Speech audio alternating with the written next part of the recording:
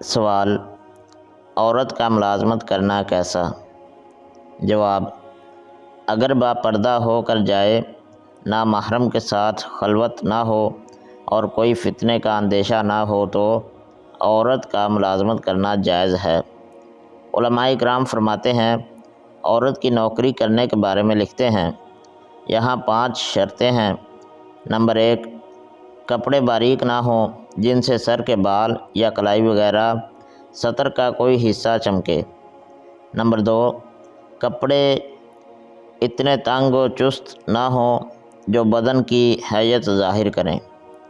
Number 3، بالوں یا گلے یا پیٹ یا کلائی یا پنڈلی کا کوئی حصہ ظاہر نہ ہوتا ہو۔ نمبر 4، کبھی نامحرم کے ساتھ کسی خفیف یعنی تھوڑی دیر کے لیے بھی تنہائی نہ ہوتی ہو۔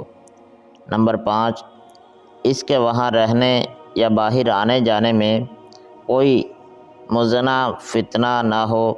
یہ 5 شرطیں اگر جمع ہیں تو کوئی حرج نہیں، اور ان میں ایک بھی کم ہے تو حرام ہے۔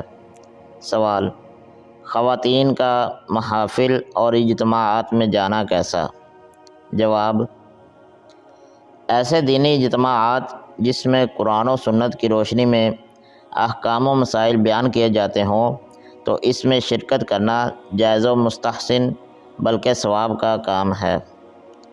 تفصیل: خواتین کو مردوں کی بنسبت دین سیکھنے کے مواقع کم میسر ہوتے ہیں۔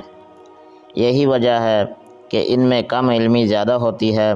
خواتین دینی و مذہبی اجتماعات اور محافل میں شرکت کر سکتی ہیں، مگر درج ذیل شرائط کو ملحوظ خاطر رکھنا ضروری ہے۔ نمبر 1، اپنے شوہر یا سرپرست سے اجازت لینا ضروری ہے۔ نمبر 2، اگر سفر مسافت شرعی 92 کلومیٹر سے زیادہ ہے تو محرم کا ہونا ضروری ہے۔ نمبر 3، مکمل شرعی پردہ ہو۔ نمبر 4، کسی فتنے کا اندیشہ نہ ہو۔ نمبر 5، مہکتی خوشبو اور پرفیوم لگا کر نہ جائیں۔ نمبر 6، محفل میں مکمل پردے کا انتظام ہو اور مردوں کا اختلاط نہ ہو۔ نمبر 7، عورت کی آواز غیر محرم تک نہیں جانی چاہیے۔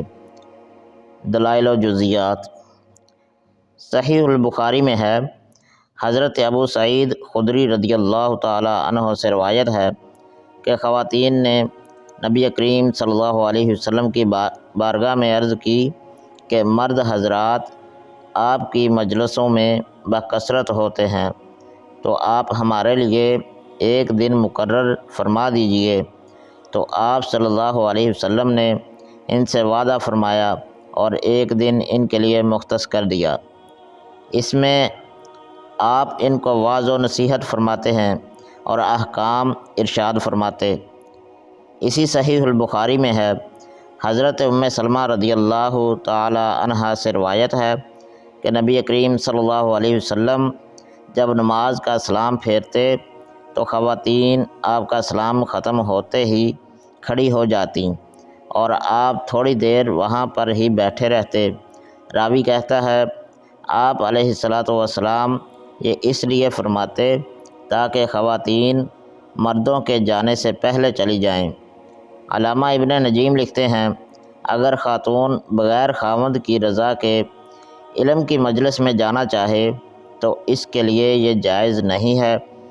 اگر کوئی مسئلہ پوچھنا ہو تو خاوند کو بتائے، وہ مفتی سے پوچھے اور اسے بتائے، اور اگر پوچھ کر نہ بتائے تو خاوند کے روکنے کے باوجود وہ مسئلہ پوچھنے کے لیے جا سکتی ہے۔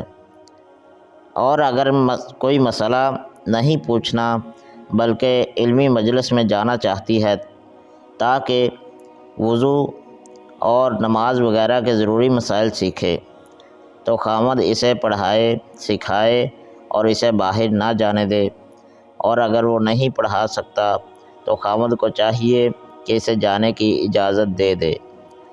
مفتیان اعظام فرماتے ہیں، غرض کوئی فتنہ نہ فی الحال ہو، نہ اس کا اندیشہ ہو تو علم دین امور راہ خدا سیکھنے کے لیے جانے اور بلانے میں حرج نہیں۔ واللہ تعالی عالم۔ ایسی جہاں صرف عورتیں ہوں اور وہاں کوئی مرد نہ ہو اور عورتیں اس میں ایک دوسرے کو دین کی باتیں بتا سکتی ہیں اور عورتوں کی آواز باہر نہ جائے، اس سے معلوم ہوا کہ اہل علم کے پاس جانا، ان سے حضور صلی اللہ علیہ وسلم کے احوال طیبہ طاہرہ سننا، بلکہ فرمائش کر کے ان سے حضور انور صلی اللہ علیہ وسلم کی نعت شریف سننا بزرگان دین کی سنت ہے۔